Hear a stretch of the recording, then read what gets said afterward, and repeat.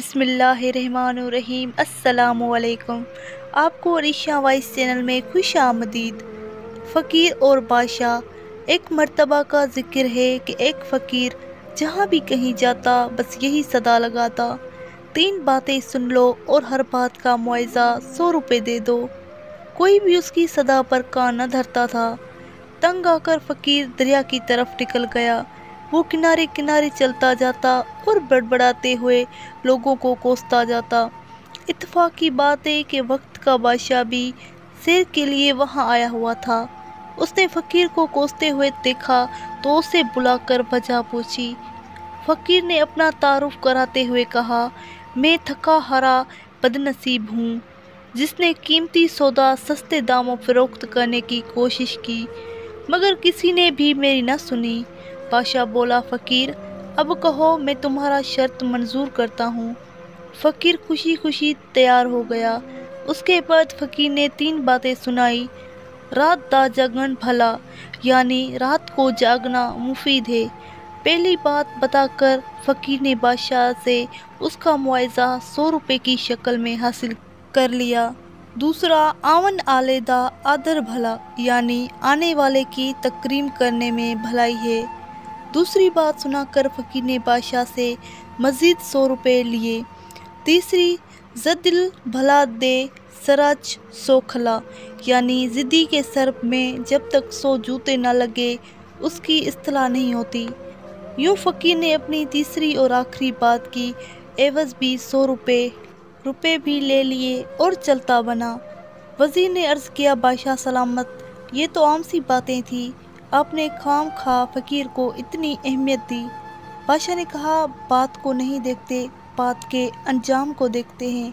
اب تینوں باتیں کی حقیقت معلوم کرنے کے لیے بادشاہ بھیس بدل کر رات کو محل سے نکل پڑا۔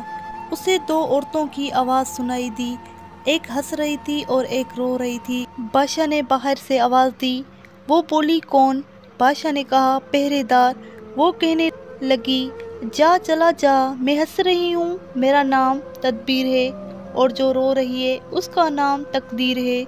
بادشاہ نے اندر جھانک کر دیکھا تو خوبصورت عورتوں کے چہرے دکھائی دیے۔ دونوں نے کہا، اس ملک کے بادشاہ کو شاہی باغ کے پیپل کا سام ڈس لے گا، جس کے بعد بادشاہ کی موت واضح ہوگی۔ بادشاہ وہاں سے رخصت ہو کر سیدھا اپنے محل میں پہنچا۔ اب وہ اس بات کی صداقت کو پرکھنا چاہتا تھا۔ اس نے شاہی خزانے سے صدقات و خیرات کی تقسیم شروع کر دی۔ وہ سانپ کی متعلق سوچ رہا تھا۔ اس نے پیپل سے محل تک راستہ بنایا اور اس پر کپاس بچھا دی۔ اس راستے کے دونوں طرف پھولدار پودے لگائے اور سانپ کا انتظار کرنے لگا۔ ایک خاص وقت پر سانپ پیپل کی شاخوں کے درمیان سے نکلا اور اس نے زمین پر چھلانگ لگا دی۔ محل تک کا راستہ سانپ نے انتہائی آرام سے طے کیا۔ سانپ نے اس بندوبست سے بہت خوش تھا۔ محل میں پہنچا تو بادشاہ نفل پڑھ رہا تھا۔ سانپ نے پھکارتے ہوئے اپنی آمد کا یوں اعلان کیا، اے زمین کے ٹکڑے کے بادشاہ، میں آ گیا ہوں۔ بادشاہ نے سکون سے نوافل کی ادائیگی جاری رکھی۔ جب نوافل ختم ہو گئے تو آخری نفل کا سلام پھیر کر سر جھکا لیا اور بولا، لو رب کا حکم پورا کرو۔ فرشتے کے دل میں رحم پیدا ہوا۔ فرشتے کی فریاد پر رب نے اجازت دے دی۔ غیب سے آواز آئی، آدھی زندگی اس کو اور آدھی تجھ کو بخشی۔ سانپ حملہ آور ہونے کے بجائے واپس روانہ ہوا۔ بادشاہ نے سانپ سے کہا، میرے لائق کوئی خدمت ہو تو بتاؤ۔ سانپ نے جواب دیا، خدمت وہی ہے جو غرض پوری ہونے سے پہلے کی جائے۔ بادشاہ کو رات کو جاگنے اور آنے والے کی قدر کرنے کا صلہ مل گیا۔ اب فقیر کی تیسری بات آزمانے کا وقت آ پہنچا۔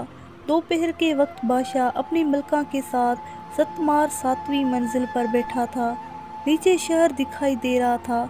یہ وہ زمانہ تھا جب جانور بھی انسانوں کی طرح بولتے تھے۔ ایک روٹھی ہوئی بھیڑ نے چھتری سے کہا، اگر تم اس وقت گھاس لے آؤ تو میں مان جاؤں گی۔ چھتری نے 3 چھلانگ لگائی لیکن کامیاب نہ ہوا۔ بھیڑ گھاس کے تقاضے پر مسلسل اڑی رہی۔ چھتری نے پہلے تو بہت منتیں کی کہ گھاس کو بھول جاؤ، جو باوجود کوشش کی نہیں حاصل ہو رہا۔ تنگ آ کر چھتری نے اپنے جلد کو جھاڑا اور پھر بھیڑ کو ایک زوردار ٹکر دی ماری۔ بس ٹکر کا لگنا تھا کہ بھیڑ نے درد سے نڈھال ہو کر سر جھکا لیا اور ضد ترک کر دی۔ بادشاہ یہ منظر دیکھ کر ہنس پڑا۔ ملکہ نے ہنسنے کی وجہ پوچھی۔ بادشاہ نے صرف اس قدر جواب دیا، انسان بہتر کوٹھے دل بہتر کوٹھے۔ بادشاہ نے کہا کوئی بات نہیں، جانے دو۔ ملکہ نے جھنجھلا کر تاش کی پتی پھینک دی اور کہا اگر کوئی بات نہیں تو جاؤ، پھر نہیں کھیلتے ہیں تاش۔ ملکہ نے ہٹ دھرمی کو دیکھ کر بادشاہ طیش میں آ گیا۔ اس نے غصے کی حالت میں 100 مرتبہ جوتے ملکہ کے سر میں دے مارے۔ ملکہ بے ہوش ہو کر گر پڑی۔ اس واقعے کے بعد ملکہ آج کسی سے اس کا حال نہیں پوچھے گی۔